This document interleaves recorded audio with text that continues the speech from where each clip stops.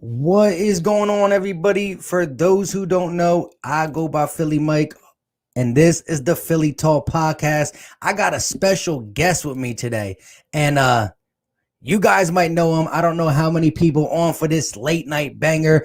This was a spur of the moment. Hit my guy up on the phone. He's like, let's get into it. He's always about talking some Eagles football. So we said, hey, it could be late night. It is what it is. Let's chat some Eagles football because look, it's Friday night. I know you guys might got your things and stuff. And hey, salute to you if you do. I'm over here watching the Lakers game, but the Lakers are doing Laker type things.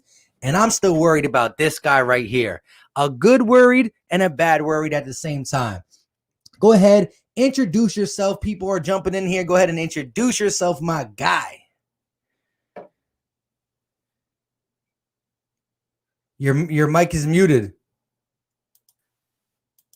Take this mute off, right? Let me know you can hear me. Let me know you can hear me. You're good money. Go ahead and do your thing. Yes, sir. Yeah. Warm it up, though. You know what time it is. You know who you on with. You know who you rocking with. It's your boy, Philly Notion. Big salute to my guy, Philly Mike, bringing me on the late night stream. Y'all know how we rocking it. Listen, y'all already know, my guy, we about to go get into this Eagle talk. But before we do any of that, bro, you know I got to check this 4K real quick. Hold up. Hey, hold up. Hey, don't get it twisted. I know we in panic right now. Belt, check. Hold up. They can't take it from us, though, gang. Y'all already know. Ring, check. Y'all already know we in there. Listen, if you new to this ride, if you just checking me out, hey, Philly Notion, y'all know what it is. Drop by, go hit that subscribe. Again, make sure you go hit that subscribe and activate that notification because we just be dropping live. Hey, all hours of the night, all hours of the day, whenever we get that news, that's how we rocking it. So big salute to my guy, Philly Mike, bringing me in this stream. You know how we get into it, bro. Hey, we've been looking at some ugly stuff, but I still believe, brother. Yes, sir. Hey, I agree 100% with you. And man, ain't nobody can introduce themselves like Philly Notion. So shout out to my guy. For those just jumping in here right now, make sure you go ahead and after this stream, check out Philly Notion. I am a horrible host. I should have his link in the description. And for those who watch this on the replay, once this video's over, I will have his link in the description. Definitely check him out. All I ask is to watch one video. And if you like it, go ahead and hit that subscribe button. Let's check into the people already. Our guy, Cool Eagle, with the $4.99 super chat said, what's up, my guys? Stay believing. Eagles, Eagles, Eagles. You already know. And shout out to my guy, Cool Eagle, who on the low be doing a YouTube channel as well. Pretty good stuff. I'm talking like he come at you with he comes out with a different flavor, and he's a stat guy. He'll break it down and do what he got to do. I like that. But like I said, shout out to the people in there, Murph the Kenzo, the 2020 Vision, Ryan Rowe, Rock the Artist, Philly Fan D. What's going on, everybody? We gonna chop it up. Dak missing, and Steve and Joyce, a channel member. Shout out to the channel members. Like I said, look, this week we will be doing a channel member live stream. The Philly Talk Nation members, hopefully to get my guy Steven Joyce, Victory, B More, King James, a bunch of them. We got like at least 11 or 12 Philly Talk Nation. We got a bunch of members, but the Philly Talk Nation, hey, I want to know what you guys think on the screen about the Philadelphia Eagles because right now, 0-2-1. What's your first thoughts on just the vibe in Philly right now? You already know, my guy. Listen, 0-2-1, that ain't it. Right? Honestly, bro, you already know. What I'm seeing on this field, this ain't a true, reflection of my team. We know right now we got a lot of communication issues that look like out there. A lot of people, just is not on the same page. That needs to be taken care of first and foremost. So right now, I contribute a lot of this 0-2-1. We don't even know how to win at this point. And it's sad. But again, as long as we could get this communication figured out, some of these people start knowing, what steps they need to take in order to bring this team back. Hey, I believe we could turn it around. But I'm not even gonna sit up here and try to act like this 0-2-1 ain't it, bro. Cause this ain't it. You already know. Facts. My guy, a genetic freak 84. He said, "Whoa, is that Alshon Jeffrey?" You already know. Special guest Alshon Jeffrey, slimmed down. You know what I'm saying? Got a new hairdo, grew it out. He's rocking the sir. He's rocking the Doug Peterson visor. You already know in the building. Nah, I'm just kidding. But hey, Philly Notion in the building. Go check him out. Definitely does great work. Steve said, we about to go 1-2-1. It still sounds ugly, but at the end of the day, this is what we need to achieve. We need to achieve this. Now, let's just say this. For those who haven't checked out my Eagles versus 49ers preview, it was supposed to be Wednesday, got pushed back. Was supposed to be Thursday, got pushed back. But it dropped Friday, kind of awkward time. But listen, it's out there. Go check it out. Kyle Juszczyk is a problem. But let me say one thing. It's Sunday night.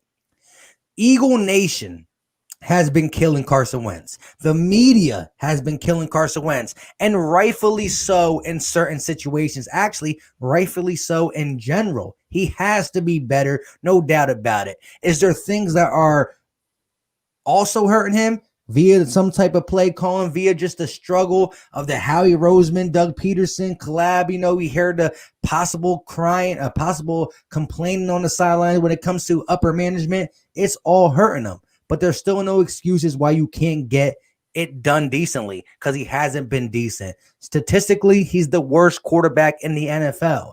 Now, do I believe that's really him? No way, no how. This guy is not the same guy. He got to get back to the old Carson Wentz. Let's just do some things that he can get under his belt, run the ball. And look, we're going against a banged up Niners team. It's still not going to be easy because they're well coached. But I honestly think the Eagles can come out with a dub. I'm not predicting the score yet. Maybe on the pregame we'll do that. It's been bad luck. We 0-2-1. I'm just want to win. But let me ask you this question. Coming into this game, after everything you've seen on tape, the Niners are still a little more beat up than we are. Yes. Facts. They beat the Giants and the Jets. But it's the Giants and the Jets. We're at the bottom of the barrel, but I'm not thinking we're at that rock bottom. Can we beat the Niners? What's your take on that? Bro, listen, I'm going to tell you right now, like, this is a game. This is an opportunity game, I believe. If we can't beat a depleted 49ers team, listen, a lot of these other teams we got coming down the stretch, such as the Steelers, you know, the Ravens, the Saints, like, if we can't take care of a depleted 49ers team, then we have bigger issues than, you know, we got some extreme issues going on in house. So, you know, I don't want to hear these excuses from our team this game, because yes, I understand we're dealing with a slew of injuries ourselves, but at the same time, this game is all about no excuses. These Niners, listen, they're playing with heart out there. They believe. They're coming off, you know, their, I guess, previous Super Bowl appearance. So they believe in their team. Look, I do believe we're going to get this win. And I think a lot of this, of course, is going to come down to the actual coaching scheme. But at the same time, listen, we got to turn this page. We got to find ourselves. We got to stay true to our Philadelphia Eagle identity. And I ain't been seeing that lately. But this is an opportunity game, in my opinion, to get this stuff back on track. So I expect a win. Hey, ain't nothing else to it. This tie crap, bro. Hey, nope. Get it out of there. The tie business ain't it. So we need a win, and point blank period, we need to figure out how to get it done. So that's where I'm at. I expect us to get this win Sunday night. Hey, I agree. And shout out to Genetic Freak for the $2 super chat. He said 0-2-2. Calling it. It's just one of these things. You know what I'm saying? You just got to put the hand over the face. Hey, I don't know. I mean, it's crazy. I can't believe we tied the Bengals. Let's be real. In 2008, McNabb doesn't understand that there's a thing called tie. And hey, I'm not taking a hit on him because I'm a big McNabb fan. But he doesn't know that you can tie. We tied the Bengals. We're talking about 12 years later, we go ahead and tie the Bengals again. What? Bro. And listen, Carson Wentz was bad in that game. Don't get me wrong. But I do like the heroics he did late in the fourth quarter and in overtime. I liked it. Was it still outweighing the bad? No, because the bad definitely outweighed the good. But he still put us in a position, and then Doug Peterson legitly did not trust the offense or the defense. I'm not saying kick the field goal necessarily. I'm not even saying go for it on fourth down. But the play call you did on first, second, and third showed straight conservative, straight content with possibly tying the game. Here's the thing. Carson Wentz was bad, but he was pretty decent in the fourth quarter and in overtime, talking about the last drive. The first play call you did was a run play. Okay. I didn't like it, but I'm thinking, okay, the clock is ticking. The next play he's going to call is a pass play. Stop the clock and we'll see what happens. He goes ahead and calls a design run for Carson. So Carson gets 2 yards and the clock keeps ticking, putting us in a quick, manageable, a quick hurry up third down that we don't execute good. A quick slant don't work. And now we're stuck. And then Matt Pryor with the big blunder, cry like a baby. But guess what? So am I. I am crying at the start of the Philadelphia Eagles. So let's take a couple comments. And then, like I said, real quick, for those jumping in, we're right around 50 people. Smash that like button. It's quick. It's easy. It's cheap. And if you haven't checked out my guy, Philly Notion, a.k.a. Alshon Jeffrey, as somebody said in here, go ahead and check him out. It's Philly Notion. Search it in the search bar after this. Watch a video if you like it. Hit that subscribe button. He's one of my guys. Definitely. But let's get to the super chat and let's get to some of the chats. My guy, Steven Joyce, a channel member, a guy who got all the receivers in the world when it comes to the fantasy draft that we did on the Philly Talk podcast. Gave a $5 super chat, but he's silent. Is that a good silent or a bad silent? Let me know, my guy. Steven, no, he's silent. He's silent right now. He about to catch that drop off in that fantasy. He know what time it is. Me and Steven matched up this week, and he know, look, I saw your defense last night. I saw your Denver defense. Hey, it's a problem. So I believe my fantasy team, Steven, I'm going to be seeing you this week. I'm getting that W, my guy. You know it. Hey, it's going to be good. Shout out to Nina. She said, I feel bad for Wentz. Yeah, he's not playing well, but he can't get any chemistry with his receivers with all these injuries. Listen, not so far. We're going into this game again. No Alshon, no Deshaun. J.J. Arcega-Whiteside is doubtful, but does it really matter at this point? Dallas Goedert, our explosive tight end, is not there. So right now it's Greg Ward Jr., John Hightower, and Deontay Burnett, and mixed in Trevor Fulgham, whatever his name is, the guy we got from the Packers or Lions practice squad. I forgot. A big body receiver, but listen, we're down to the bottom of the barrel.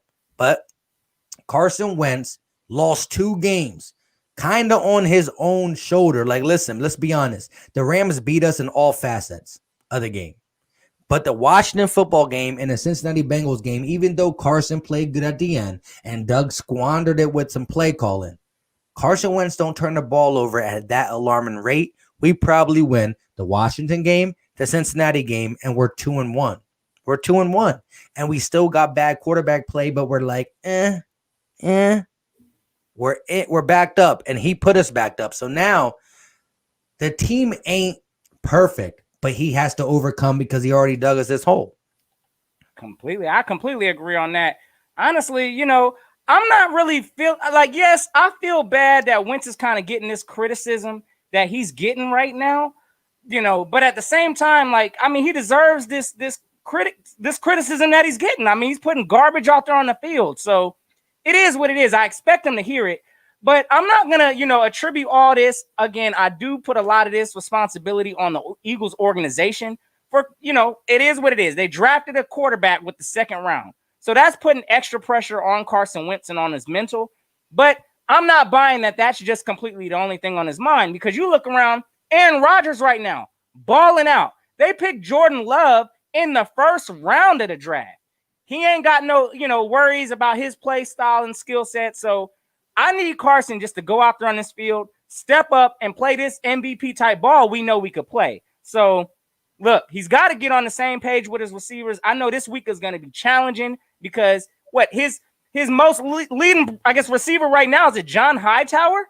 That's terrible. So, or Greg Ward. So it is what it is. We're going to have to figure out how to get this done. And hey, if our wide receivers are looking suspect this week, y'all know what we need to lean on. We need to lean on that run. So Carson needs to get it figured out. I don't care how he does it, but yes, Carson needs to wake up this game. Yeah, man, it's perfectly said. He has to wake up because let's be honest. Look, this is one of the reasons why I do not give up on Carson Wentz. Carson Wentz in his career has been up and down when it comes to missing some throws. He's never been the most accurate quarterback, but he still got the job done. He still got stats. He still put us in position to win. The team has been dropping down since the Super Bowl, and in that run, he was great. Nick Foles finished it off. It is what it is. But let's be honest. When you look at Carson Wentz's body of work, the one thing he's never done was throw interceptions. Let me get my guy Philly Fresh in here, and we're going to let him do his thing, but let me just finish this real quick. The interceptions are what crazy. He's been a fumbler. We understand that. We want to correct that, and it still needs to be corrected. Now, the bigger issue is the interceptions, and it's not him. He's the only quarterback in NFL history to throw 7 or fewer interceptions while throwing 20 touchdowns.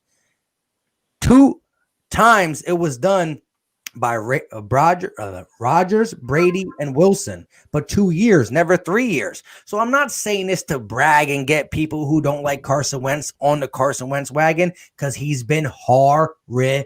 But what I'm saying is, why I'm saying this is to say it's uncharacteristic of Carson Wentz to beat 6 interceptions in week 3. And that's the biggest blunder. I'm like, why? Why? What happened? My guy Philly Fresh talked about this on a post game, I believe. Or no. He actually did it in the low key. He did it somewhere. I don't exactly remember. But he said about the stepchild. I mean, about the divorces. You know, Doug Peterson, Howie Roseman getting into it, and the person that suffers is Carson Wentz beating a child, a husband and wife, blah blah blah blah. And I can see it. At the end of the day, he got to make the throws, but we're not making it easy on him. We're making it harder on him. And even with it being harder on him, he got to be better. And I just don't understand why he's not in the sense of protecting the ball. It's something he did throughout his career. He might miss high. He might miss low. He might not find a read, but he doesn't throw interceptions. And he's doing all that while throwing interceptions. And that's why right now, as we sit here, you can love him or hate him, but this guy is statistically the worst quarterback in the NFL. Do I believe he is? No. But on paper, he is. Why? Go ahead, Fresh. Get in here for a second. You're that. What's going on, man? You know who it is. You know what it is. It's your boy Philly Fresh, a.k.a. The General. Here reporting for duty, man. Hey, listen, this is a last-minute thing. My guy Philly Mike said, hey, man, me and Notion going on. I had to come through to holler at the folks, man. What's going on with everybody, man? I see the chat, man. Shout out to all of y'all, man. Seriously. But the General's here to speak. Let's talk. Let's figure some things out. I don't really know exactly what's going on with what y'all two guys was talking about, but the last thing that I can commend to is what my guy Philly Talk Podcast, aka Philly Mike, was just talking about. Mr. Carson Wentz. Mr. Carson Wentz.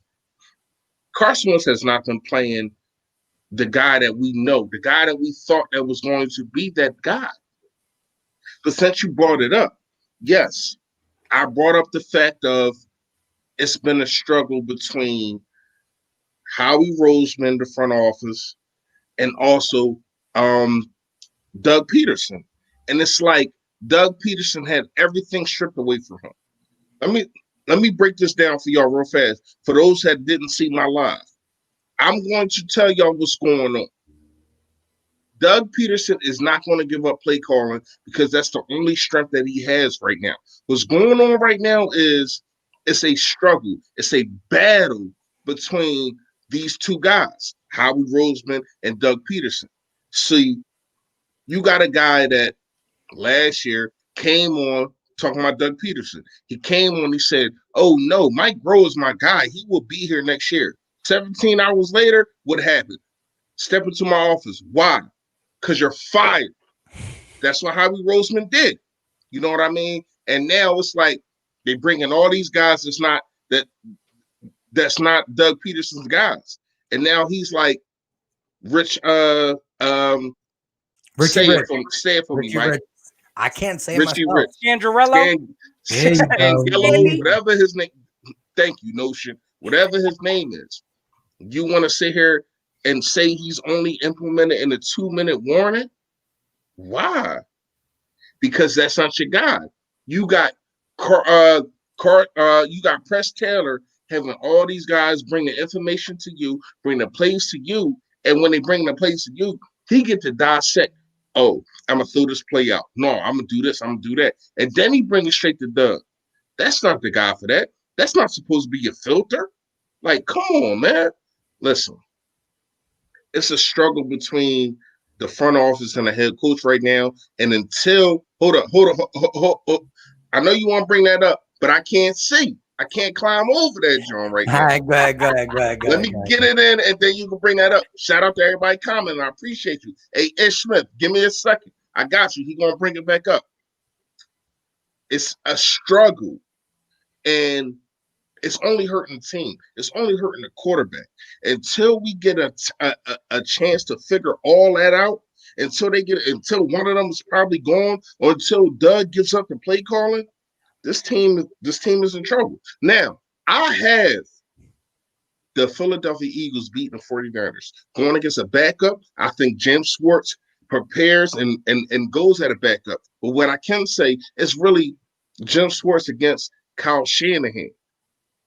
Is Kyle Shanahan's scheme, is that going to be a problem for Jim Schwartz? That's really the issue that's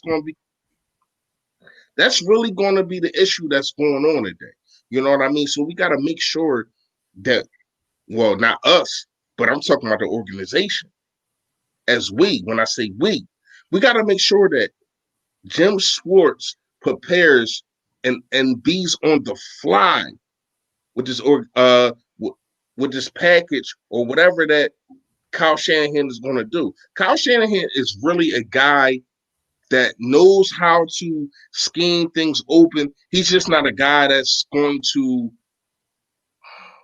keep the lead. You know what I mean? If you put pressure on him, we've seen what happened in Atlanta. We've seen what happened in the Super Bowl last year. They don't keep leads. So you got to make sure that you put pressure on him. You got to make sure that you switch things up because he's going to come into the game with a game plan. Jim Schwartz, you're going to come into the game with a game plan. Now, I think both of them are bad at switching things on the fly. It's going to be the guy that switches things the best on the fly. And I need Jim Schwartz to be prepared to switch things. Number one, Nathan Gary, sit your behind on the pound. That just needs to happen. Like, I don't care what's going on. I need to see these draft picks that you picked up. I need to see some type of Taylor. I need to see some type of Kayvon Wallace. I need to see some type of Sean Bradley. I need to see things like this, man, because Nathan Gary ain't it. TJ Edwards, he's okay, but he ain't it. And if we are that bad at the linebacker core, why not bring these guys up? That's all I'm saying. You know what I mean? Go ahead, y'all. I want to give Philly a notion into something. I want to ask him a direct question. But before I do that real quick, I want to touch on some things that were said about all the guys in Doug Peterson's ear. Let's be real. As his staff got fired while he wanted to keep them, which was wrongfully because they were bad, the guys who were brought in, let's think about it. Richie Rich. Go ahead, Philly notion. What's his name? Rich what? Scandy. Rich Scandrello. Yes, sir. Right, so nobody know his name. He was brought in from Denver as the OC who failed, but he also came under Kyle Shanahan, right? So he's under Kyle Shanahan. He goes to bring it to Broncos. It don't work. Marty Morningway's been a OC in the game for a minute. He's been OC with Niners, Steelers, Eagles. He's a head coach. You know, he did a lot. These guys were brought in because of Howie Roseman. Howie Roseman brought these guys in, and Doug don't dislike them, but he's dealing with it. And so Howie Roseman brought them in here to check Doug in certain situations. Go ahead and call the plays, but we need somebody in his ear like Frank Wright was in his ear. And either he's not taking it, they're not working together, they're not in his ear because they feel some type of way, but there's some dysfunction when it comes to Howie, Doug, and the coaching staff. And it kind of is affecting the X and O's because we see spurts of Doug Peterson call rollouts and bootlegs and good plays. And there's a game where he had 5 runs in a row. I'm like, hey, you could mix in the play action pass actually. And then he goes pass. So it's been different. It's been difficult, but Carson Wentz has made it worse with the turnovers. So I wanted to address a couple of comments in the chat and also what Philly Fresh said. We have to get that together. But I want to ask Philly Notion something. Again, this is the battle of the IRs. And our guy, Dre the Great, said the Rams game should have prepared the Eagles for this. Kyle Shanahan, a lot of misdirection, a lot of motion, a lot of pre-snap movement, a lot of creative running to open up the passing game. What is one of your keys for the defense to stop the Niners offense? Well, definitely, the focus, it has to be this game. It has to be on stopping the run. We already know how the Niners are built. They're going to run the ball. Even if, if they're not successful with it, they're not going to, like our team does, where we just forget that we have a running game, period. No, they're going to stay to their running game. So I think it's, of course, all going to stop there or start there. We got to make sure we're putting, what is it, Jerick McKinnon? Y'all may hear that name. Honestly, he's a mediocre average back. It shouldn't be a whole bunch to, stop a Jerick McKinnon. But their running game, as you said, Philly Mike, like they do a lot of misdirections. They'll have their wide receivers doing, Brandon Ayuk coming around doing handoffs. So listen, we're going to have to make sure we're staying disciplined. We're going to have to definitely make sure we're stopping this run. And, hey, test Nick Mullins. Make him have to beat us this game with his arm. I mean, yes, he's a backup, but this man does go out there. From what I've seen, he's reading the field. He's not shook by the actual big stage or being pressured. So he's going to hang in that pocket, which I do believe that's an opportunity for this defensive, line to go and start stacking up some sacks this game. I think the pressure, we definitely need to bring that home. But again, it's all going to be stopped on stopping this run. Because if we cannot stop this Niners run, I'm going to tell you right now, I know we've got, even our cornerbacks are hurt this game. Avonte Maddox is out. Trevor Williams is out. Who we got starting on the other side of Slay? So wait, go ahead and answer that. What's your best fit to put on side of Slay? So if I'm going to put something right now on the other side of Slay right now, it's either between Nikel and Strap, and I'm probably going to go with Strap just because I want Nikel in the slot. So, correct. I mean, that's my look on it. But again, the Eagles may bring up somebody potentially from the practice squad, Graylin Arnold or Jockett or something like that. But at the same time, listen, we need to make sure if we're going to, test these 49ers, I want to see Nick Mullins beat us. We need to stop this run. That's pretty much the recipe, I believe, to get us this win. Yeah. Hold up real quick. Let me get my guy. Be More Careful. I love this name. I loved him from the gate when he came through to my channel member. Appreciate this guy. He came out and hit us with all the same. He hit it with the Yodat, warming up though. And at the end of the day, we're going to eat a W Sunday night. What's going on, fellas? And I got to say that hype because I love this name. I love how he comes at the chat. And this man hit it with all our sayings, made a sentence out of all our sayings, and then finished it with the W. This is the legit quote of the day. Yodak, warming up though, and at the end of the day, we're going to eat a W Sunday night. What's up, fellas? Let's go. Shout out to my guy, Be More Careful. Yeah, hey, Be More Careful. Love the way you put that together. I ain't even gonna lie to you, man. Like, yeah, salute to you. You already know Yodak. But listen, I get what you're saying, Notion. I like what you're saying. But let me ask you this. Do you like what I'm about to say better? I'm going to ask y'all this. It is time to bring Jalen Mills back to where he started from for the Philadelphia Eagles. Have him at cornerback. Bring my guy Kayvon in, man. I need to see Kayvon Wallace. It's a 4th-round draft pick, yo. He did get in the game on a run stop last week. I saw him, but it was something light. It was when they were it was one of them goal line situations. He came in. I think against the Rams actually. I'm jumping, so go ahead. Bro, I mean, you see that? I didn't see that. You know what I mean? Shout out to you for seeing that. You must have had some binoculars on while you was watching the game, because I didn't see that. But he had. Do you know Kayvon Wallace has the only turnover of this whole season? The defense has none. The defense has none. He recovered it, but it was T.J. Edwards that forced it. Yeah, it was T.J. Edwards that forced and it. he recovered it. Yeah, but he the one that picked it up. So that's his turnover at the end of the day. But that still goes as a forced fumble for T.J. Edwards. But the person that recovers it get the fumble recovery, I think, right? Maybe. No, there's no stat of a turnover. There's no stat. I'm about to check the stat line. There's no stat line of turnover recovery. It's only forced fumbles. Yeah. And you can talk all that stat. You know how I am about stats. I don't give a damn about them. I see what I see. I see Kayvon Wallace pick up the football and put us in the red zone to score. I don't think we scored though. I think we had a field goal. But I'm gonna calm down on that. Listen. I want Jalen Mills at the CB2 for right now. I want Kayvon Wallace at the spot where Jalen Mills is at the safety. Now, if we can pull that off, I think that would be very good for this defense. You know what I mean? I think that Kayvon Wallace is the guy that he wanted Jalen Mills to be. But I think he's faster, a little bit stronger, and he got instincts. We have no playmakers other than Darius Slay. Sorry, I couldn't quite hear you. Could you shut up? Wait. Hold on. Let's please the chat. Let's please the chat with this question. I'm going to ask both you guys. Go ahead, and look, we're going to talk about some things, but let me ask you guys. Hakeem Butler. Let me be honest about him.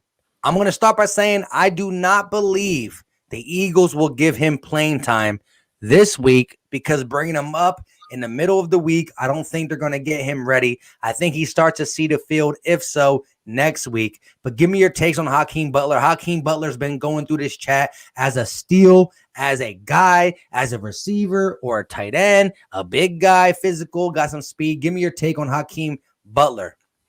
Hey, look, I'll put it out there. Hakeem Butler, I'm kind of with you, feeling like I don't think we're going to see him too much this first game. I mean, he's still learning the playbook.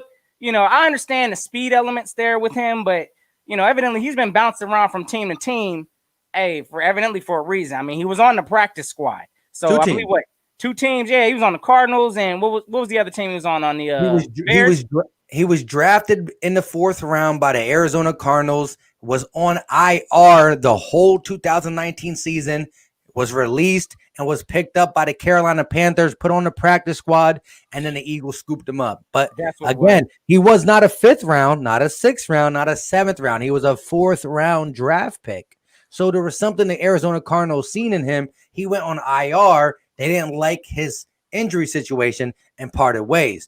But, you know, it is what it is. And I mean, yeah, definitely, again, like he might find a contribution somewhere, you know, potentially. I still think he's got to learn his playbook. And I mean, from what I understand, he's definitely light for a tight end. He's got that wide receiver build. So, I mean, honestly, yeah, I think this is going to be the game for Zach Ertz, really. I don't think Hakeem Butler's really going to be making any noise, really, you know, too much. I don't know how his blocking is. And if anything, if we're going to be using tight ends this game, I mean, I know we like to use that 12 personnel, but I just don't see him getting a whole bunch of looks, you know, unless they just got him running speed routes all game. So I don't see too much of him making an impact this game. But again, I mean, depends on how long Dallas Goedert's out. I honestly think he's just filling a role on this team right now till we get Goddard back. But I just don't see it. I mean, but then again, I may be wrong. I hope for this man to come in this game and show out, because we're going to need all the offensive help we can get up in this thing. But hey, I just don't know how quick he's going to learn this playbook. Go ahead, Fresh.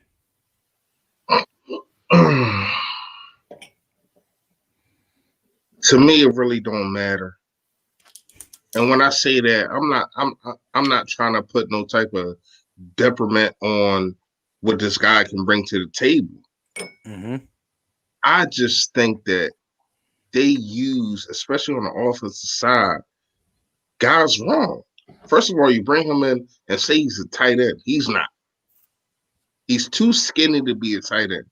His blocking is average at best. You want him this, right? Exactly. My thing is, if you train him and you practice while he's at practice, you put him at tight end. Because there's a reason why they said it was only one tight end, Greg Ward, yesterday, that was at practice because he was there. He was at practice, but he's considered a tight end.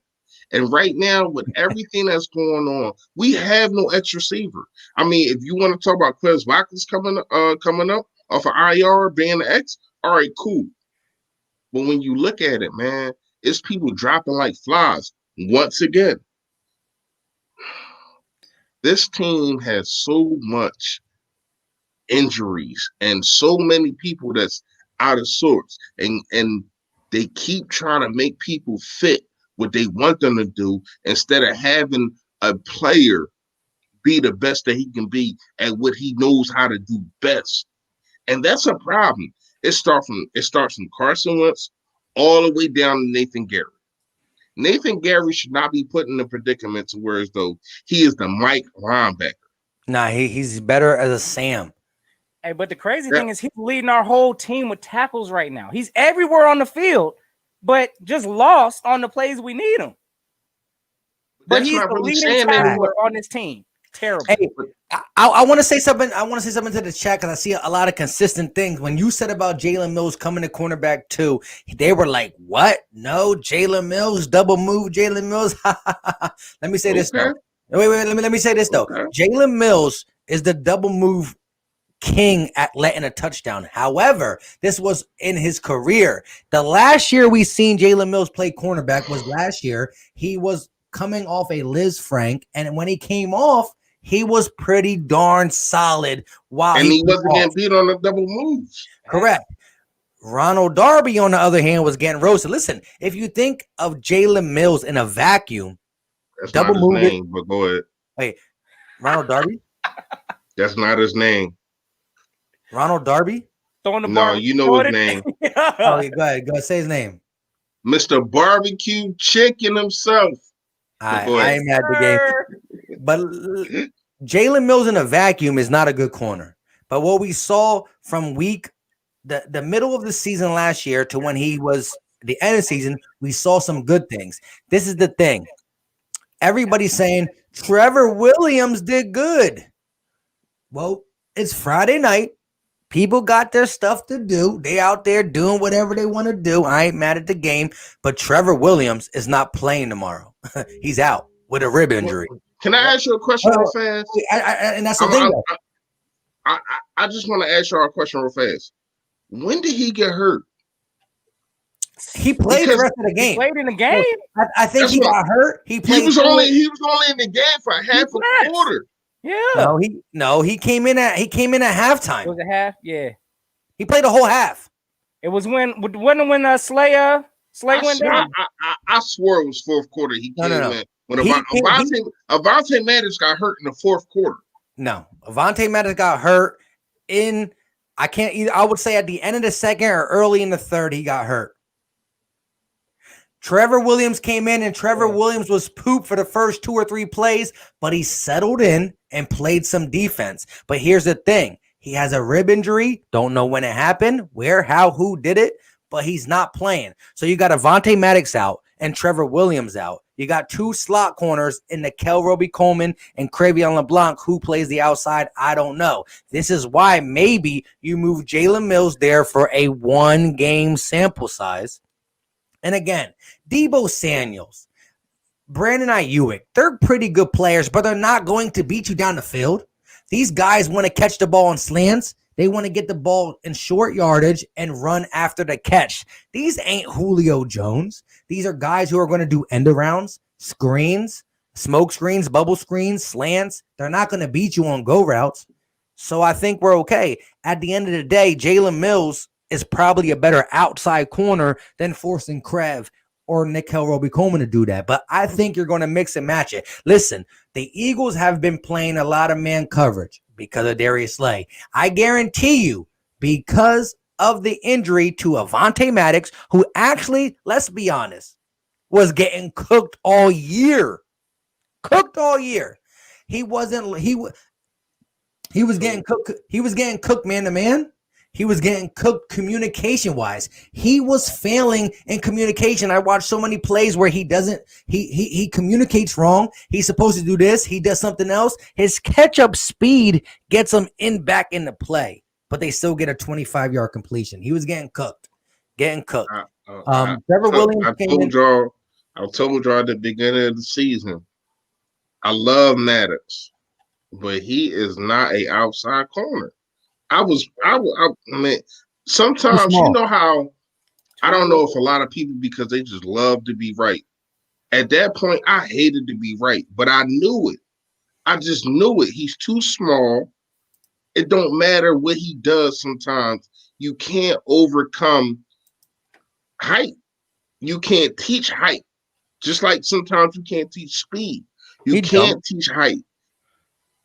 You got to understand, like, especially with Slay. Slay is normally going to go against the faster guys. He's normally going to line up against the faster, more experienced guys. So Maddox is going to be going against a lot of X receivers. The X receiver is usually the taller guys.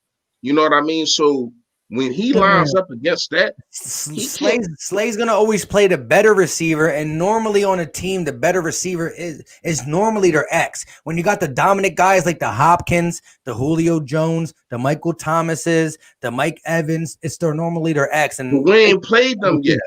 We haven't played them yet. No, we haven't. You know what I mean? So, yet. Nope. Yeah, but go ahead. So far, Scary Terry is not an X, but he still plays as their number one role. He still plays on the boundary side as well sometimes. And even if he's not, they're not really worried about anybody else. And in week 2, I mean, the Rams have golf. I mean, the Rams have Cooper Kupp and Robert Woods. He stayed on Robert Woods most of the time, did what he had to do against them. They were running end arounds on us all the time. And then he locked up AJ Green, who's probably – he is their X guy / guy who can get down the field. Tyler Boyd's their screen guy. They implemented T. Higgins, who caught 2 touchdowns on us. But Slay's been taking the dominant guy. So sometimes you're going to get a guy like, listen, if we play against the Seattle Seahawks, which we do later, I think he's going to D. Metcalf, the more physical X guy, instead of the speedy Lockett. That's just what I think. But all right, I want to know from y'all real fast. You know, everybody in the comment section, of course, I always want y'all to answer, but I want to know from y'all two guys also. What do you feel about Slay's comments? I don't know if y'all heard it, but he basically said it's hard for me to get interceptions when we always play man to man and my back is to the quarterback all the time. So it's, you know, Slay basically pushing to play more zone. But the players that we have right now that's playing, I feel as though we got players on the bench that got the speed to play zone if you keep it simple. You know what I mean? So what I want to know from y'all is, do y'all think with Slay comments to on Sunday night, will we play more zone or is Jim Schwartz just going to stick to what he's saying? You know what I mean? Hey, I'm gonna let you go, Philly Notion, in a second, but let me just say this. Real quick, I think we play more zone this game because of the limit at cornerback. No Trevor Williams, no Avonte Maddox. You're bringing a guy who you're not confident in. Even if it's Jalen Mills, he hasn't had reps at cornerback for a while, or if it's Crevion or Nickel Roby-Coleman. Also, you keep everything in front of you. He's a guy who wants to pick him. He wants to dink and dunk you, quick passes, run the use the run game and play action. So he's not trying to beat you with his arm talent. So I think we will play more zone this game. But listen, when you play man, you get less picks. It's a physical fact as a cornerback because you do have your back against a guy. However, that's why a guy like Darrelle Revis had an island. He played man. Darrelle Revis really never led the league in interceptions, but you don't throw his way. You know what I'm saying? So, and also you sometimes you can disguise your coverage to have a man coverage on one side and play zone on the opposite side. And sometimes you'll see that. It's rare. It doesn't happen all the time, but you will see that. Plus, a guy who playing zone will take it upon himself to go man if he realizes nobody's going to enter my zone. I'm bailing. And that's a thing that you got to do with time in the game, because when you bail, if somebody does come in your zone, well, he's wide open for a 15-yard gain or so. But listen, I think Darius Slay's been doing his work. The rest of the secondary got to help out, and we're going to see where it is. But let me just say this. The Lakers are in the fourth quarter. They were blowing the Heat out by a lot. I've been watching the game the whole time. It's low, so y'all can't hear it. And the Heat are slowly coming back. They're down by like 9 the last time I see it. They're about to go to commercial break. Sorry, guys. Go ahead, Philly Notion. Do your thing. Oh, they sure is. No, I had to check the score on it too. Hey, but look, I'm going to tell you right now, I do expect also for, they're going to have to run more zone this game. I think one of the things, and yeah, Slay, this ain't on Slay. Slay's doing his job out there. Look, I mean, right now, this is a scheme issue we're seeing. There's nothing to account for some of this defensive calls that we're seeing from Jim Schwartz. I don't think he's putting all of our players in the best position to succeed. Look, I'm going to tell y'all right now, I don't even want to see it the remainder of the year. This whole sticks defense, I don't understand the purpose of that defense. I'm done with it. But at the same time, it's like I expect for this team to create more confusion for these teams. Like, I do see us doing a lot of man press coverage and things like that. But again, I don't think we have that personnel to be playing man every time, especially when we got the likes of our linebackers like Nate Gary, getting burnt out there. That's going to make the whole team look bad. So I do agree. I think that we're going to create a lot more zone plays this game. Definitely. Hey, I think that was a call out to Jim Schwartz from Darius Slay. Honestly, I mean, he's pretty much telling him, man, I think we would be more successful, possibly confusing these teams with more zones and things like that. So, hey, I'm going to tell you right now, I expect for this team to create more zones this game, create confusion, throwing some blitz schemes. I don't expect to see this game just being, more heavily just man. I expect to see some confusion in that, some kind of zone coverage out there. Hey, I want to say real quick before Fresh goes. Yeah, listen, when you have a lesser talent in the secondary, the zone is kind of what you rely on. I mean, you keep everything in front of you, play safe. Sometimes you have the dink and dunk offenses. The zone defenses are the bend but don't break defenses. It is. I mean, when you have pure talent out there, if you got 2 lockdown corners, you want to play man. The quarterback got nowhere to go with the ball. The D-line eats, and everything is good. See, at the end of the day, you can draw up a quick 5 and in on a zone that's going to allow to get the ball out of your hand fast. You're going to find little holes in the zone. And even though it's a 5 and in, if the linebacker is dropping back in the zone in my 5 and in, I played smart. I do a curl route. The quarterback catches it, sees it, and throws it. So you can dink and dunk, which we've been doing. And I think Jim Schwartz is going to bring it back to that 2018-ish where he just kept it simple because of all our injuries and stuff like that. So I think that's what we're going to see. And again, Nick Mullins will throw the ball in contested areas. He makes some good throws, but he threw a pick against the Jets in limited game, and he let 2 go. And the Giants secondary dropped 2 of them. So go ahead, Fresh. Let us know what you think on that note. On that note, I hate Jim Schwartz's scheme. I ain't gonna lie to y'all. I hate it. Jim Schwartz scheme, and I said this on my do's and don'ts, that the video I just dropped a couple of hours ago. If y'all have not watched it, go ahead and watch it. It's a free giveaway. You got to go watch the video, though. So I'm just going to end it there. What I can say is his do and don't. My bad to interrupt you, but it's his do's and don'ts. So it's basically the preview to the Niners is what we should do and what we should not do. And he always gives you guys a chance to win a free giveaway. He asks you a question in the video, which he's not going to say here.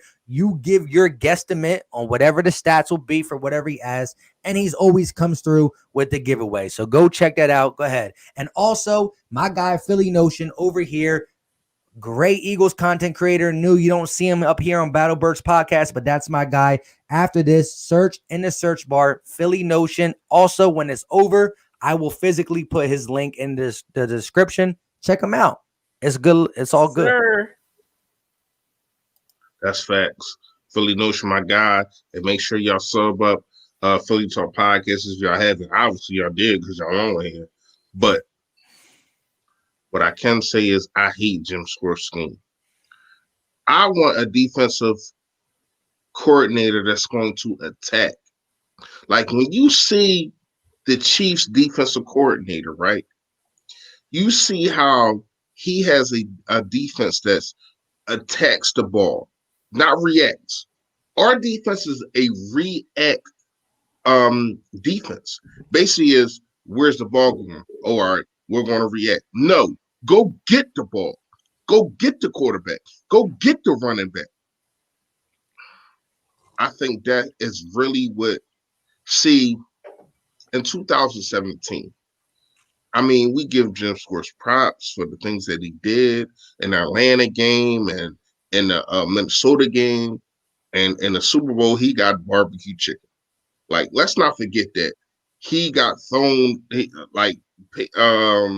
Tom Brady threw 505 yards on that defense. They didn't really sniff him until Brandon Graham finally did.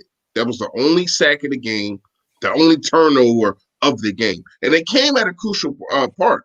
But that wasn't because of Jim Schwartz. That was because of Brandon Graham finally going against somebody and beating them.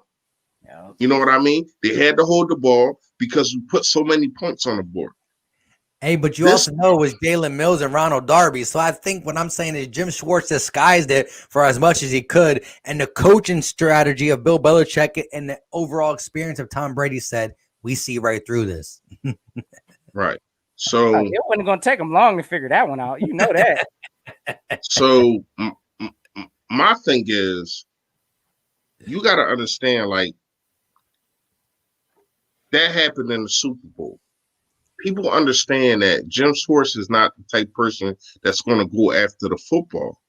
He's going to sit back. He's going to play zone. He's going to play this stupid behind 10-yard back defense and try to keep everything in front of him.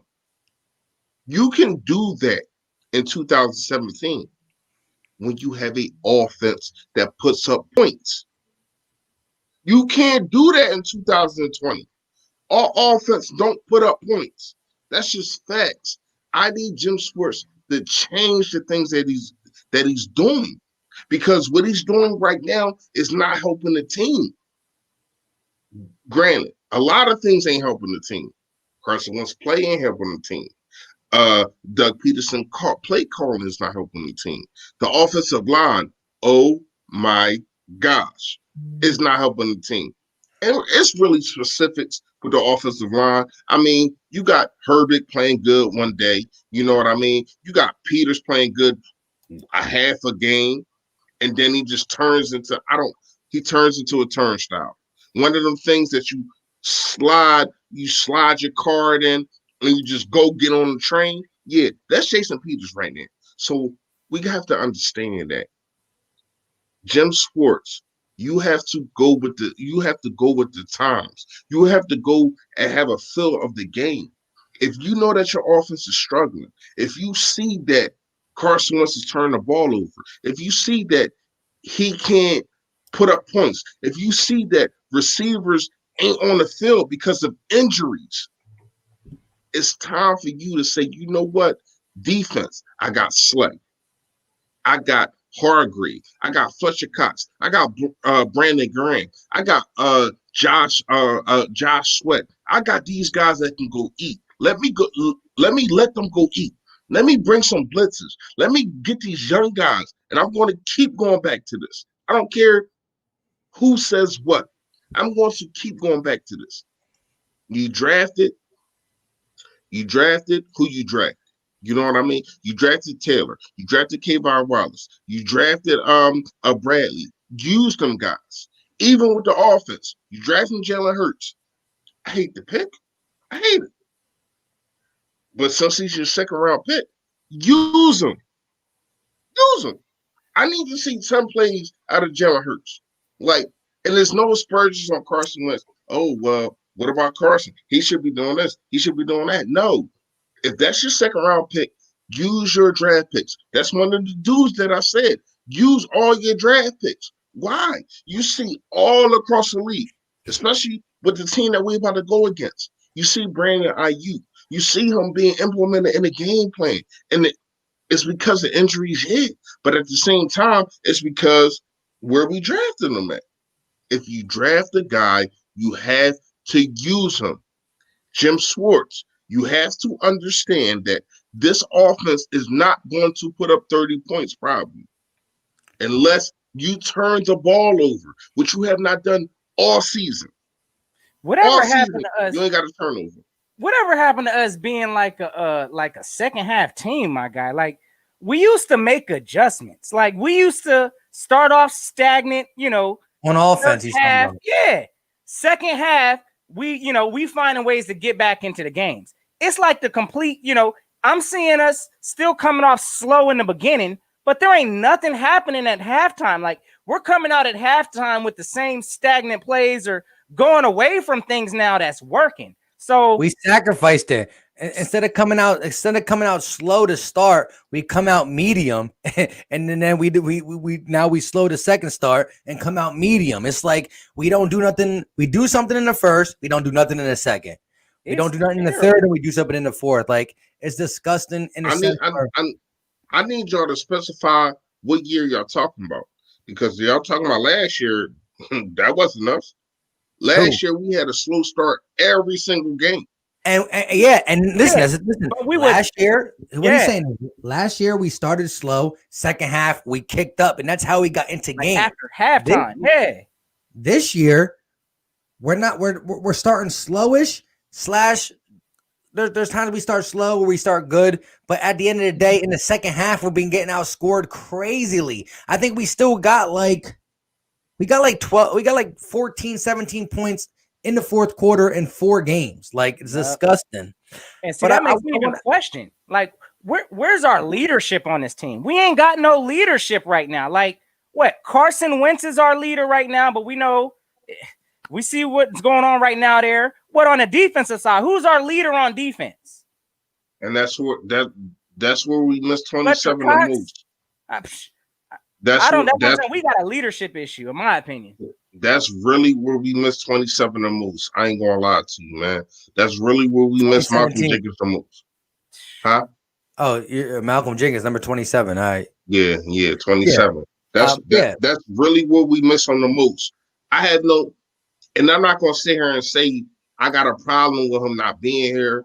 I mean, I talked to a couple guys, and they like, well, look what he did against Green Bay, but he's not here anymore. It has to be somebody that steps up. McLeod said he was going to step up before the season. Jalen Mills said he was going to step up before the season. But shout out to Ike Reese. Shout out to Ike Reese, man, because I listen to WIP, and, I gather a lot of things a lot of people say. Like, other people say things, I don't just take it with a grain of salt. Ike Reese said you got Jalen Mills, who should be one of them guys that speak, right, on the defensive side. You got Rodney McLeod, who should be one of them guys that speak on the side, that speak up.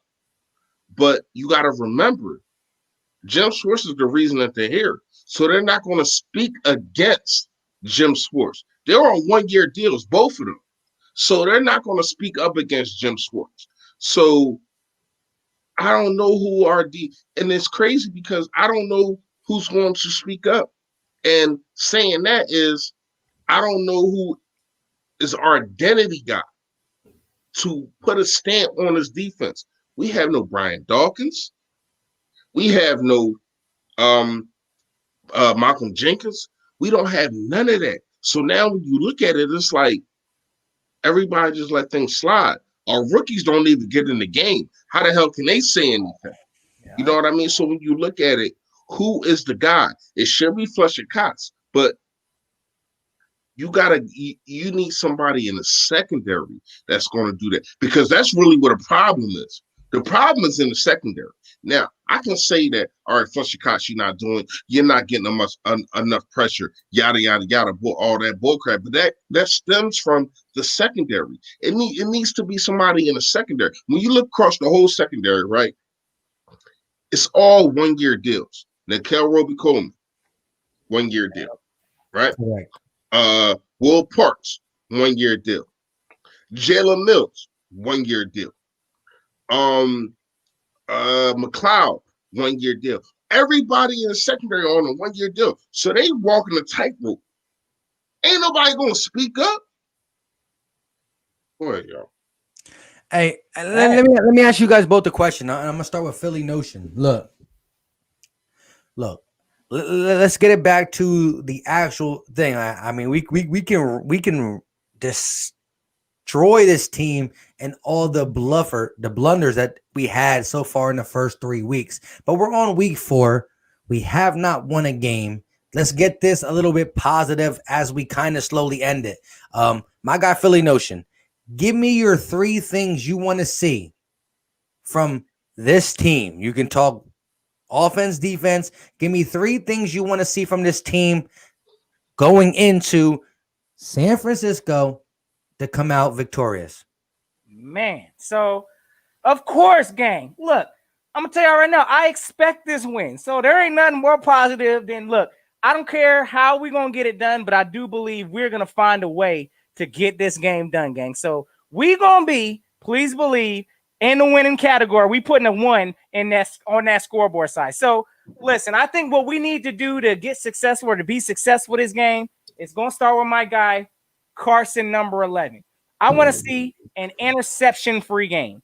No interceptions. This man has led the league with interceptions. This ain't the regular Carson we're used to seeing. So that's got to be number 1. I want to see an interception-free game from Carson Wentz. Second thing that I need to see in this game for us to be successful is Doug Peterson to get creative and start calling some creative plays. This whole vanilla offense that we've been rolling out, the first few weeks, it ain't going to cut it. We need some creativity. I expect to see Carson rolling around, moving around, and not just being a sitting duck in the backfield, doing 7-step drops and things like that. I don't need to see that from Carson. And then last thing, I think that we need to be successful is turnovers. We need to create some turnovers on defense. We've been reluctant giving the ball away several times. We need our defense, I think, to step up. So those are the 3 things I'm looking at definitely going into this game, in order for us to be successful and get a win. Hey, love it. And we definitely have to do them things to make sure we get over the things that we should have been doing since week 1. Like, we've been playing sloppy. We've been playing unforgivable. And if we just stop shooting ourselves in the foot, we probably 2-1. And who's been the guy shooting us in the foot? I'm a fanboy, but it's that guy. So if we stop shooting ourselves in the foot, we're 2-1. And right now we're focused on being 1-0. I mean, 1 win, 2-1. That just sounds real quick before I get my guy fresh in here. Solo Bolo with the $4.99 super chat. He said Hakeem got a MF chip on his shoulder. Been cut and injured before. He could showcase. Butler over Alshon. Give him some snaps ASAP. Hey, I agree. I think we're going to implement a guy like that into the offense. As we label him tight end, I think we're doing that because Goddard's not here. As soon as Goddard comes back, you'll see the name above Hakeem Butler switch to wide receiver. He will, especially if he plays tight end in certain packages. And some of you guys are saying he's 230 pounds. He can't block. I know that. But here's the thing. Jimmy Graham, when he played for the Saints, was a lean, mean catcher machine. He ain't block. He started blocking when he got older, and he got, well, let's be honest, can't catch the ball as well. And he didn't have that same routine. He was with great quarterbacks. Breeze, then Russell, then Rodgers. Like, you can't complain. Anyways, I think he plays in passing plays at the tight end position, go show his physical gifts, and he will make his way on this roster. If he's as gifted as I mean, he got talent. And Iowa State, man, like one-handed grabs like that, like get off me grown man status, it was there on tape. We haven't seen the bad stuff. There got to be some bad stuff. He's a 4th-round pick for a reason. He was released for a reason, injury-wise, as my person Solo Bolo said. But, hey, shout out to that super chat is right. We got to get guys in here, use them at their strengths, and let's go. It's a let's go type of time. We're 0-2-1. We don't got much to lose. As I was saying on another channel, Carson Wentz has been pampered about staying in the pocket. We kind of saw some mobility in Cincinnati. What do we got to lose? At the end of the day, if you keep Carson Wentz in the box, nice and pretty, and we keep losing, we have a healthy quarterback with no wins. Let him play. If he gets hurt, it sucks. But it's the game of football. It's a grown man sport. It's a big boy sport. If he gets hurt, he gets hurt. But 0 wins with a healthy quarterback or 3 or 4 wins with an injured quarterback. At the end of the day, wins got to add up. We only get 16 tries. Let's get some wins. Let's play Carson the way he needs to play. North Dakota Assassin. Let him rock out. And if he continues to blunder, then we will discuss that. But it's a huge deal to talk about. Let's just get rid of Wentz right now. It's not Madden. It's not a for fun game. It's an organizational decision that costs a lot of money. So we got to make sure we pick the right one. Go ahead, Fresh. I mean, where you want me to go? Where you want me to go? Give us your 3 legit keys, and don't ruin your do's or don'ts. Promote your do's or don'ts and give us 3 keys to win this game. Number 1, run the ball. I like Number 2, run the ball. Yes, sir. Number 3, run the freaking ball. Like, no, I'm just playing, but I'm serious about run the ball. Number 1 is definitely run the ball. We seen last week what happened. Miles Sanders had over 75 yards at the half, and then you only give him the ball 8 times, and then you say, "Oh, Miles Sanders," and this is what Doug say. Miles Sanders was fatigued. Well, Miles Sanders went on WIP and said, "I wasn't fatigued. I was ready for anything that they throw at me." You ain't do that. That's a problem. You know your quarterback was struggling. You know that it was open. The run game was open last week, and you choose not to run the ball. You have your quarterback who is struggling to throw 41 times. That's a detriment. Now, again, don't turn the ball over. Like you said, Notion, you cannot turn the ball over. Like we got to take care of the football, especially with this team. They strive off of things like that. This is what they do. You know what I mean? I feel as though with all the injuries, do they got more skilled players than us because we're injured too? Yes, the hell they do. But I think they're hurt worse than us. I think they're more. Oh, they got more skilled players. Receiver wise, yeah, they do. But they're hurt more than us because their main guys are out for the season. Overall. But yeah, they got more playmakers on offense than we do. That's facts. Right. So you have to make sure that you get a big lead. You know what I mean? You got to make sure that you put pressure on this team from the rip, man. You know what I mean? Roll your quarterback out. We seen what happened when you rolled them out last week one time. It was a positive play. And then you just strayed away from that. Like if I see it, if Mike see it, if Notion see it, if other guys see it, why the hell can't you see it, Doug? Facts. That's That stubborn. last year that he was like the second best on a run, throwing on a run to his wide receivers, tight ends, whatever the case may be. Why don't you use the best things that he does best? Because you did that for Nick Foles in 2017. Why you can't Exactly. do that for Carson Wentz? I don't understand it. Like, Okay. My last one, and I'm gonna get out, and Okay. I'm gonna step aside. My last thing I think that the Philadelphia Eagles can do to win this game, Jim Schwartz, get pressure on this quarterback. You have to get pressure on this quarterback. You can't let him sit there and do like Jared Goff did, 13 for 13. How you throw 13 times and don't miss at all? Because there's no pressure, because you don't switch what you're doing. You keep trying to say, oh, well, this is what I live and I die with. No, because I'm going to tell you this, right? In the Rams game, and I'm going to go back to the Rams game because I feel as though this is the kind of team that we're about to face.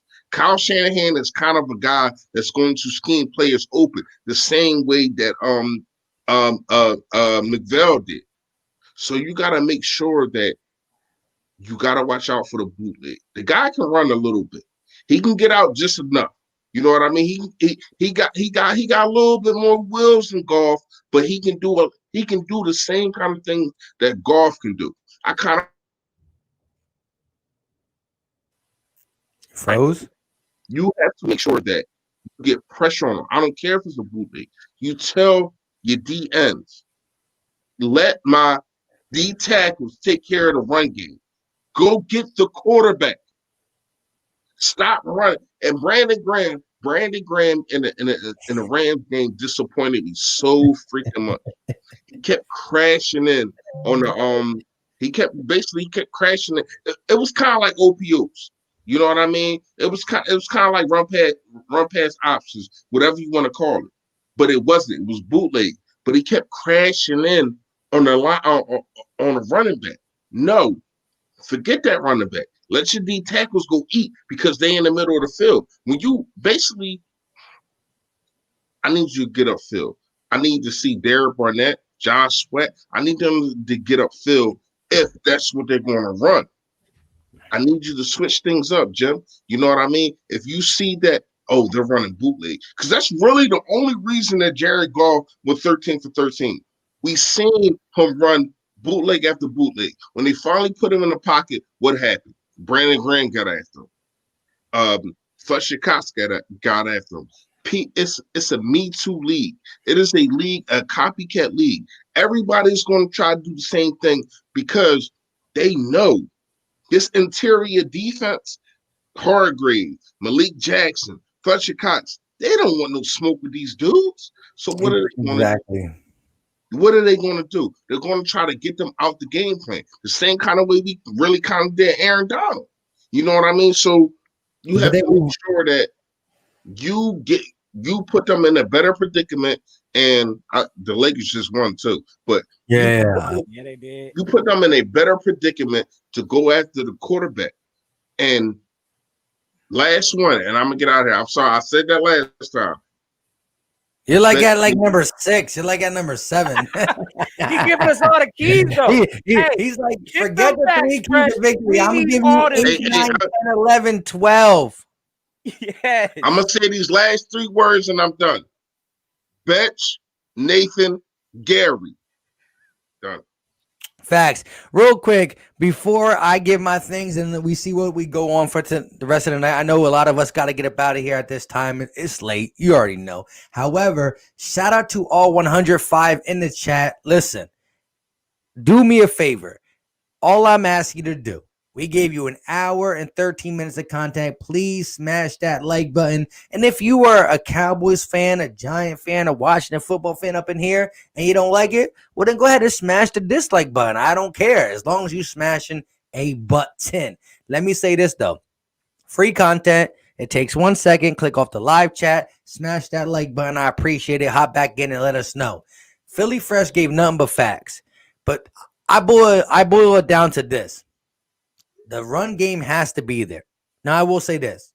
Doug Peterson came on the podium and said that Miles Sanders was dealing with something. That's why we didn't run him last game. Then he comes on the injury list with the gluten thing. He feels good. Does he feel good or is he doesn't feel good? Let us know. Let us know. Because the game plan can be run Miles Sanders 17 times, 18 times. He can be a 3-down back. He's the same size as LaShawn McCoy, if not an inch taller and 4 pounds heavier. He can get it done. Do we run him 25 plus every game? No. It depends on the situation. And let me say this.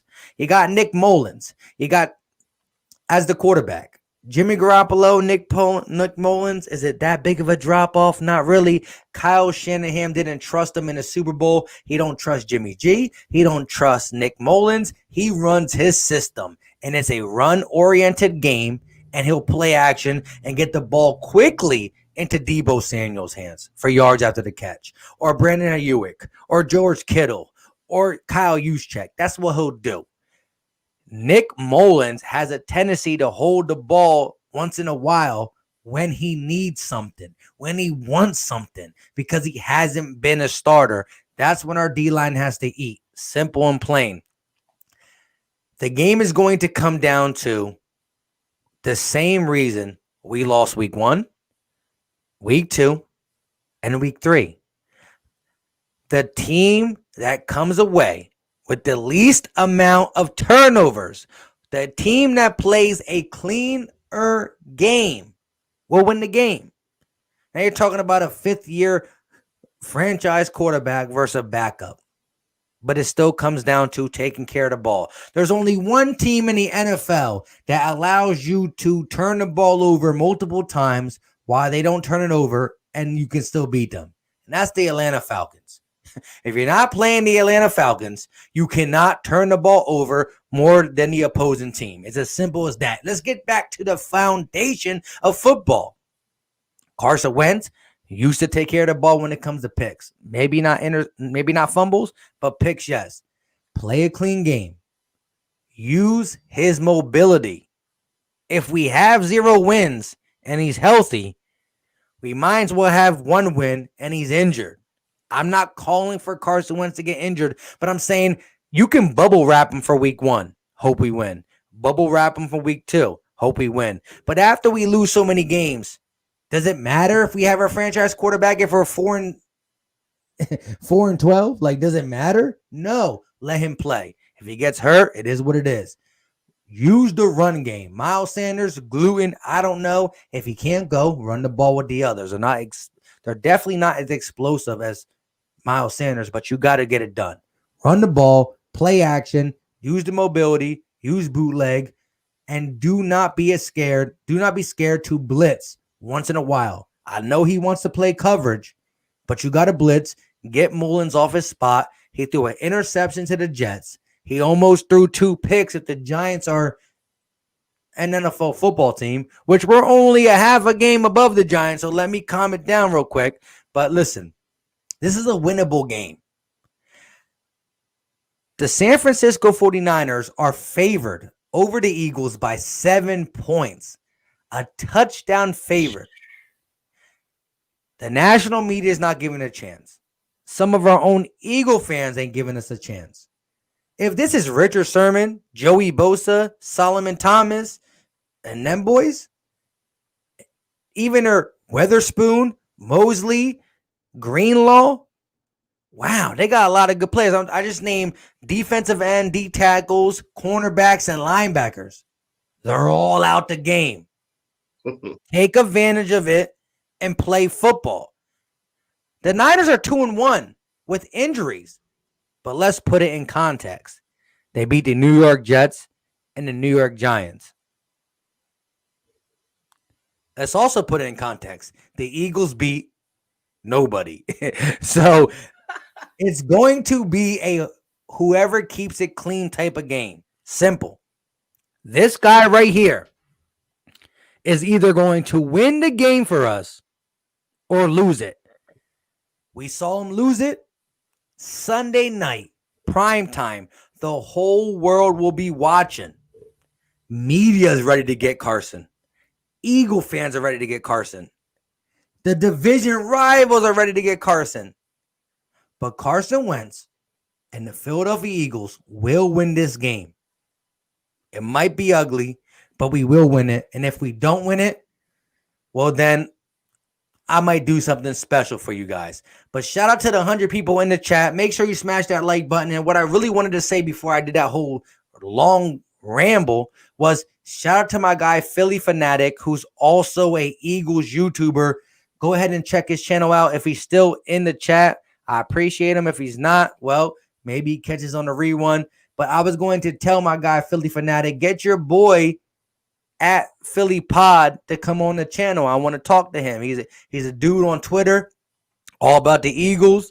He got a iTunes, Spotify, Stitcher podcast called At the Philly Pod. I appreciate his content. His name is Victor. He has his own column. He's a cool dude. I was going to tell him to get him on the channel, but hey, it is what it is. We're going to rock out with some more closing notes. Go ahead, Philly Notion. Let us know. Man, hey, pretty much, look, y'all know what it is. I expect this win. Y'all can go ahead and catch my, I'm going to probably end up dropping my little score predictions probably sometime. I might end up doing it probably Sunday early in the day. Look out. Y'all make sure again, hey, come check out the channel. Y'all already know if you're new to the ride, y'all know what to do. Go hit that subscribe because y'all already know what it is. And activate that notification bell because I'm going to probably drop some probably Sunday sometime, afternoon, probably while them other division games is on because it is what it is. I might get my troll on. Y'all know how I like to talk about these other. Hey, we looking like garbage. Misery loves company. So it is what it is. I'm going to talk about these other teams too. So, hey, look, come check me out. Definitely, again, I expect this win. I'll put my predictions out there probably at that time. I'll go and tell you right now. I'll give y'all a little couple early spoilers. I expect to win. I expect for it to be a close game. And listen, I do expect for us to score more than 23 points than what we did last game or from our first 3 games. Let's put it like that. We're going to score more points than we did in the first 3. So, look, hey, y'all know what it is. And if y'all checking this out, go and subscribe. Y'all already know. Y'all already on the BPP. Hey, because this Battle Birds podcast is whole lit. So y'all make sure y'all check them boys out. I know y'all rocking Sunday night. Correct me if I'm wrong. Y'all know I'm going to be all up in that. But, hey, till next time, gang, y'all know what it is. Ain't nothing else that needs to be said, my guys. Let's get this win. I'm trying to get back to another one of these. I'm trying to belt check. Y'all know what it is coming to the end of this year. So ain't nothing else that needs to be said. We need to get back on track, and it starts this Sunday night, prime time, when I expect my boys to get a win. So that's how we rocking, my guy. Go ahead, Fresh. Yo, that. Hey, listen, man. I mean, if y'all don't really know who I am, y'all just sleep under a rock. Y'all don't get the vibe. But that's cool. I understand it. You know what I mean? But what I can say is, man, real fast, I'm trying to sum up your guy. They're saying he ain't got no videos. They say right here. Can you see that, Mike? Who? That's him, right? Is that Fanatic? Philly Check it out too. Fanatic? Yeah. All right. So I go to videos and say this. I don't know why, but what do you? All right. That's neither here nor there. Maybe we'll figure it out. I think his name is Steven Conrad. Yeah. We figured it out. It is what it is. We're gonna figure this out. All right, listen. Shout out to BBP. If y'all don't know, now you know. Listen, we will be going on 7:30. 7:30, right, Mike? 7:30? 7:15, you said. 7:30, 7:15. Around that time. You already know I'll be fashionably late. I gotta look good for y'all. So I'll be fashionably late sometimes. So Sunday, we going live before the game, pregame, and I don't know if my guys gonna be up to it, but I will be. After the game, hopefully after a dub, after I beating took the a 49ers. vacation day for Monday because I automatically anticipate a W. Listen, I took a V day on Monday. Simple. So I'll be up as late as you want. Let's go. You ready? Can I finish? No, but you said I don't know how long we're gonna be up. I'm gonna be up whenever. I Oh, don't all work right. Say less then. All I right, don't work so all right, so you know what I mean? Post game, pre game, you know what I mean? Might have a special guest on, might be that man above me. Who knows? You know what I mean? But I think he deserves it. I think he definitely does. If he's available, we might get him for the pregame and the postgame. What's up, though? Hey, y'all already know what it is. Y'all know how to get at me. Y'all know what it is. Yes, sir. You ready for the pregame? Bro, you already know, bro. We getting You this gotta be W. ready. Hey, I'm listen. not up here Hey, acting listen. like we ain't getting this W, bro. Once we get this W, check how I'm coming after the game, bro. It's victory time. We overdue, my guy. I'm tired of this losing business. This tying business ain't it, You my and me guy. both. I'm ready to explode off this win. You already know. Hey, you and me both. Like Mike said, man, we ain't have a win in 2020 at all as a Philadelphia Eagles. Yes. You know what I mean? Like that needs to stop. That needs to stop on Sunday. But like I said, man, make sure y'all tune in, man. Like we try to give y'all this content. Win, lose, or draw, obviously, because we didn't draw. You know what I mean? So yeah. Wait. When you normally say that, you never really mean draw. Yeah. And while I'm saying it, I'm like, damn, we really got to draw. Like, you know how I am. Like, I just no, that's the same. You're like win, lose, or draw. I'm here for you, but it's never really draw. But guess draw. what? Like we really got to draw. But it is what it is. The season ain't over. I still feel as though we can win the NFC East. If you rocking with me, say yo that gang, Bird gang, what up? But real fast, I'm going to say this real fast, and I'm gonna get out of here. I still got the free giveaway. I know it's like I don't know how many people in here. It's free money for y'all. It's free money. Ask Jersey Boy. Ask I can't remember the last person that won. The last person that won, he ain't even comment back, so he missed out. You know what I mean? I think he in this chat too. That's the crazy part. But what's going on? DeJounte Dupree, my guy. That's he ain't hit me back. I had that joint waiting for him, man. The joint. All right, so listen, you gotta go to Philly Fresh page, right? You gotta comment, and I ain't even gonna tell y'all. Yeah, just go watch the video. It's self-explanatory. Listen, I appreciate everybody in here. I appreciate my guy Philly Mike, aka Philly Talk Podcast. You already know. Thanks for having me on your channel, man. I appreciate Notion, man. Anytime, it's the thing that y'all don't know. Anytime we hit up Notion at any time, yo, Notion, it's 3 o'clock in the morning. You trying to go on? He with it because he loves the sport so much. He love giving y'all content. He love giving y'all energy. I appreciate him. I appreciate this guy. But until next time, y'all already know, yo. Stay Philly, stay fresh. Yo, that. Hey, all facts. And at the end of the day, it comes down to the Eagles just getting a W. I mean, come on now. Week 4. We're about to be a quarter of this season in. We don't got 3 losses, but it kind of feels like we got 3 losses. So let's get a W. Simple and plain. And I'm going to smile my, how you say it, dumb as a brick, high as a whatever. I'm going to smile my way to a victory because I don't know what he is doing. It's called drinking. Grown men do it. Maybe if one day your mom's not watching, I'll slide you a little something. It's 12 o'clock at night, bro. No, don't do that because you're on your top. Don't do that. It's 12 o'clock at night. I watch the Lakers game, talk to my guys, like, do what you got to do. Get it off the stream. Let's get a dub. Let's get a dub. Let's get a dub. The haters going to hate. It is what it is. Get them, Notion. You already know. So let me end this like this. if you haven't watched any of these guys on the screen, at the bottom is my guy, Philly Fresh. Definitely check him out. He gives giveaways on his Fridays videos, do's and don'ts. And he asks you to predict a stat line for a certain player, and it is what it is. And my guy, Philly Notion, over there, new content creator when it comes to the Eagles, probably been doing it for like 3, 4, 5 months, killing it, crushing it. Go check him out. If you like it, hit that button. If not, why not hit the button? Support the Eagles all day, every day. Oh, nah, fellas, I don't got videos. Mike must be talking about someone else. Fly, Eagles, fly. Ooh, you're right. You're right.